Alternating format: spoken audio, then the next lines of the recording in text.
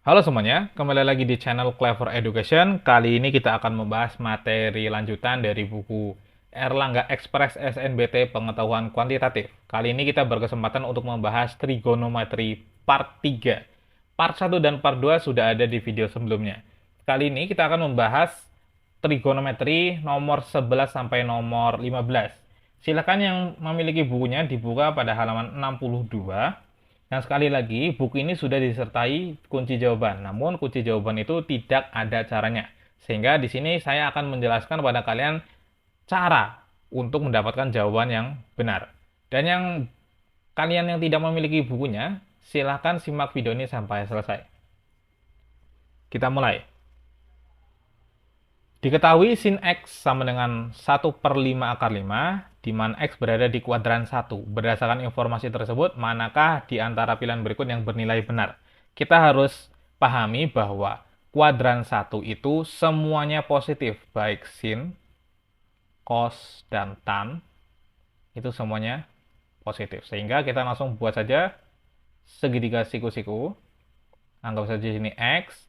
Sin itu dering, berarti depan adalah akar 5, miringnya adalah 5. Kita cari yang samping. Samping sama dengan 5 kuadrat dikurangi akar 5 dikuadratkan. Hasilnya adalah akar 25 kurangi 5, yaitu akar 20. Yaitu hasilnya adalah 2 akar 5. Sehingga panjang di sini adalah 2 akar 5. Kemudian kita bisa mengerjakan untuk mengecek pernyataan 1 sampai 4. Cos X itu saring, samping miring. Sehingga 2 akar 5 per 5. Jawabannya tepat. Sehingga bisa mengeliminasi C dan D. Lanjut. Sin pi per 2 plus X sama dengan 2/5 akar 5. Perhatikan bahwa pi per 2 itu sama saja dengan ya 90. 90 plus X gitu ya. 90, sin 90 plus X itu sama saja kita bisa tulis menjadi cos X. Jadi cos X-nya bernilai sama ya dengan 1, sehingga nomor 2 benar. Bisa mengeliminasi yang B. Nah, kemudian kita ngecek nomor berapa? Nomor 4. Tan pi per X, tan pi plus X sama dengan setengah.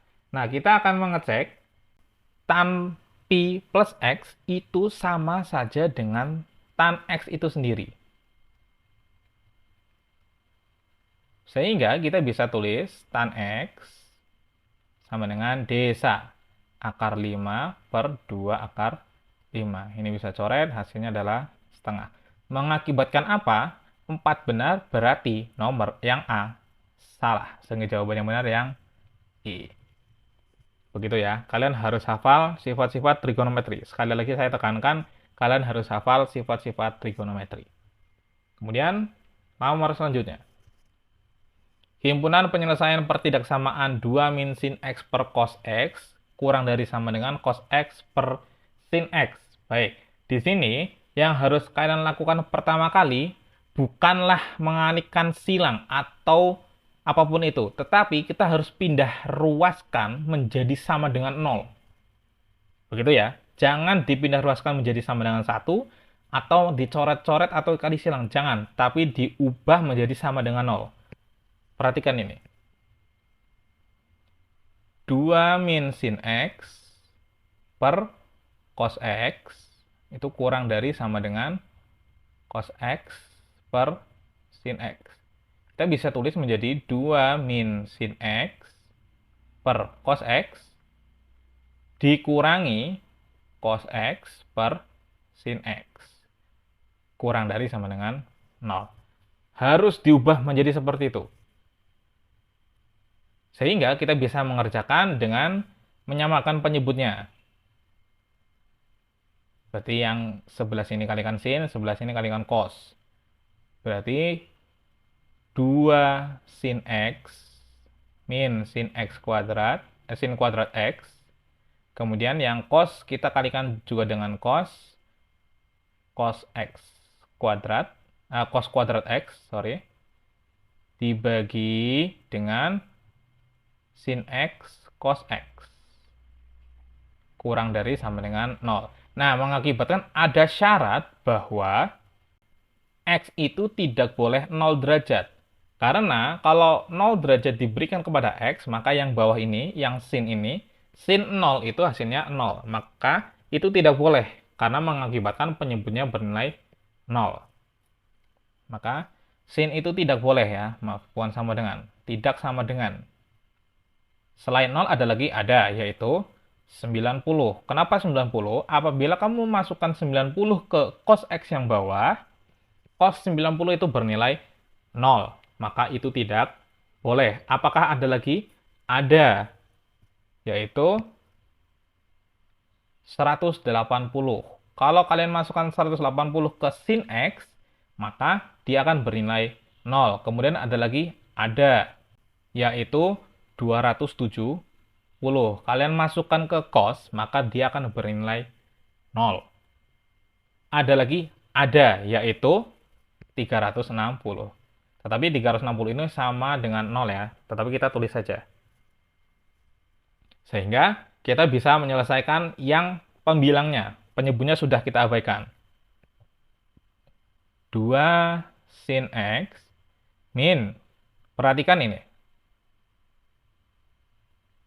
Ini adalah min sin X min cos X, maka kita bisa ambil minnya keluar, kemudian kita pakai kurung. Sin kuadrat X plus cos kuadrat X kurang dari sama dengan 0. Jangan lupa bahwa ini adalah sifat trigonometri yang hasilnya adalah 1. Sehingga kita bisa tulis menjadi 2 sin X min 1 kurang dari sama dengan 0. Berarti 2 sin X kurang dari sama dengan 0, kurang dari sama dengan 1, dan sin X-nya kurang dari sama dengan setengah. Maka X yang memenuhi itu ada 30, 150. Gitu ya. Nah, dari sifat-sifat yang sudah kita cari ini, X tidak boleh 0. Maka 0-nya harus tidak boleh sama dengan. Perhatikan di pernyataan pertama. Di sini 0-nya tidak ikut karena dia adalah lebih dari. X lebih dari 0. Bukan dari X lebih dari sama dengan 0. Tapi X lebih dari 0. Sehingga nomor 1 benar karena 30 masih ikut. 90 ikut tidak? Tidak. Maka yang nomor 2 juga benar, karena 150 masih ikut. Nomor 3. Nomor 3 ini kita tidak usah cari, kita cek nomor 4. Nomor 4, ada 270, ada 360. Seharusnya dua angka ini tidak boleh diikutsertakan, sehingga yang keempat salah. Mengakibatkan jawaban yang benar hanya yang A.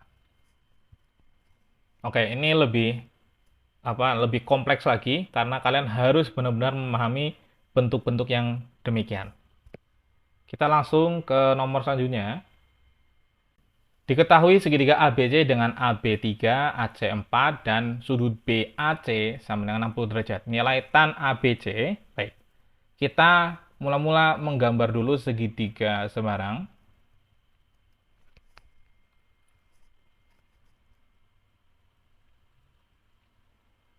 Misal di sini A, di sini B, di sini C, AB-nya 3, AC-nya 4. Sedangkan sudut BAC berarti dia sudutnya A, 60.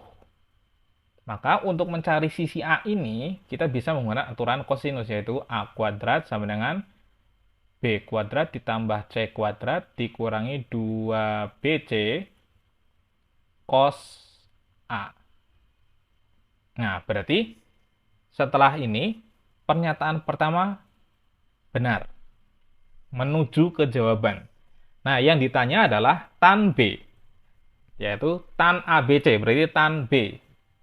Sudut yang ini. Yang ditanya, anggap saja ini adalah alfa. Jadi, untuk mencari sudut B ini, kita bisa menggunakan aturan sinus, yaitu A per sin A sama dengan B per sin B. Sisi A sudah diketahui dari rumus ini, dan sin A sudah diketahui, memang sudah diketahui dari sudutnya, yaitu 60 derajat.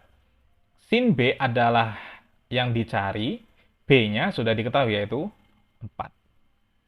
Sehingga dua-duanya ini harus ada dan tidak boleh berdiri sendiri. Sehingga jawaban yang tepat adalah yang C. Oke, kita langsung masuk ke nomor selanjutnya. Diketahui segitiga ABC siku-siku di C. Jika panjang AC sama dengan 8 cm, tentukan panjang garis tinggi CD dengan D terletak pada garis AB. Putuskan apakah pernyataan 1 dan 2 berikut cukup untuk menjawab pertanyaan tersebut. Oke, kita akan buat segitiga siku-sikunya terlebih dahulu. Siku-siku di C. Baik. Anggap saja di sini B, di sini A. AC itu 8. Tentukan garis tinggi CD. Berarti ada garis dari C ke garis AB. Nah, seperti ini. Yang di sini titiknya namanya D. Putuskan apakah pernyataan 1 dan 2 berikut cukup untuk menjawab pertanyaan tersebut. Baik, di sini kita akan membuktikan bahwa nomor 1 ini, segitiga ABC merupakan segitiga sama kaki. Apabila diketahui demikian, maka panjang CB itu 8, panjang AB adalah 8 akar 2. Berarti kita bisa menggunakan rumus luas 1, nanti dihitung sampai ketemu, nanti kemudian kita menggunakan luas 2 sama dengan demikian. Mari kita selesaikan, coba setengah kali alasnya, kita point of view-nya dari sini ya, CB gitu. CB kali AC. Yaitu setengah kali 8 kali 8, yaitu 32. Nah, luas ini pun sama. Setengah kali alasnya kita ubah menjadi AB, tingginya adalah CD. Maka luas 2-nya kan sama, itu 32. 32 sama dengan setengah kali AB itu 8 akar 2, CD itu tinggi yang kita cari. Sehingga ini kita bisa coret menjadi 4, maka berubah menjadi 8 per akar 2. Nah, jadi panjang CD diketahui. Hanya menggunakan satu saja. Untuk panjang BD kita sepertinya tidak perlu tahu, karena menggunakan pernyataan pertama pun kita sudah tahu panjang CD. Sehingga pernyataan 1 cukup. Kemudian kita akan membuktikan nomor 2 ini perlu atau tidak. Baik, kita menggunakan pernyataan pertama sebagai acuan ya. Kemudian, kalau segitiganya sama kaki, maka panjang AB itu 8 akar 2. Sehingga panjang AD sama dengan panjang DB, yaitu setengahnya 8 akar 2 itu berapa? 4 akar 2 dan 4 akar 2. Sehingga pernyataan 2 pun boleh. Jadi, jawaban yang benar adalah yang D. Pernyataan 1 saja cukup untuk menjawab pertanyaan, atau pernyataan 2 saja cukup. Begitu ya. Kita langsung masuk ke nomor selanjutnya. Perhatikan bangun berikut. Tentukan nilai A dan B. Putuskan apakah pernyataan 1 dan 2 cukup untuk menjawab pertanyaan tersebut. Baik. Di sini ada RT sama dengan TS sama dengan RS. Berarti kita coba mengecek dulu. Apabila RT, kemudian TS, dan SR itu sama, apakah kita bisa mengetahui besar sudut A? Bisa, karena ini bentuknya sama sisi. Kalau sama sisi, maka alfanya sama dengan 60. Mengakibatkan apa? Mengakibatkan sudut ini pun besarnya juga 60. Tetapi kita tidak bisa menentukan sudut B. Untuk pernyataan 2, yaitu PQ sama dengan QR sama dengan RP. Berarti mengakibatkan apa? Panjang PQ sama dengan panjang QR, panjangnya sama dengan RP. Mengakibatkan segitiga ini juga sama segitiga, sama sisi, mengakibatkan B-nya juga bernilai 60. Sehingga pernyataan 1 dan 2 harus ada. Sekali lagi, pernyataan 1 harus 2, pernyataan 1 dan 2 harus ada supaya mengetahui sudut A dan B besarnya berapa. Jadi jawaban yang tepat adalah yang C. Demikian pembahasan singkat untuk trigonometri part 3. Di pertemuan selanjutnya kita akan membahas trigonometri part 4. Jadi silakan belajar kembali untuk bisa menyimak video ini sampai selesai. Terima kasih, demikian penjelasan.